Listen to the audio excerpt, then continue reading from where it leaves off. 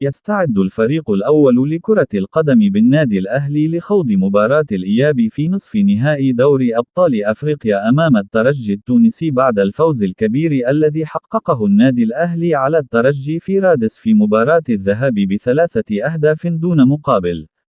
وسيلتقي النادي الأهلي مع الترجي التونسي في إياب نصف نهائي دوري أبطال أفريقيا يوم الجمعة المقبل 19 مايو في 10 مساء بتوقيت القاهرة 11 بتوقيت السعودية وقطر على استاد القاهرة الدولي، وستذاع المباراة عبر قناة BN سبورت 4 وقناة تايم سبورت الأرضية.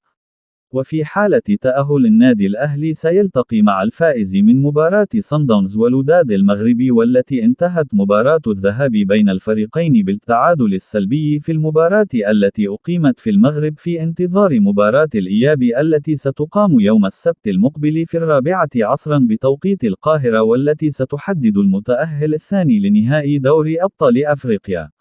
وحصل النادي الأهلي على الموافقة الأمنية بحضور 10,000 مشجع لمباراة الأهلي القادمة أمام الترجي التونسي.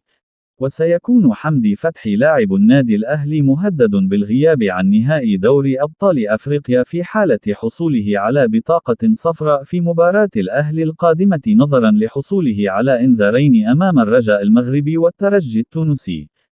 ويسعى النادي الأهلي في مباراة الإياب أمام الترجي للفوز أو التعادل من أجل ضمان التأهل لنهائي دوري أبطال أفريقيا للموسم الرابع على التوالي.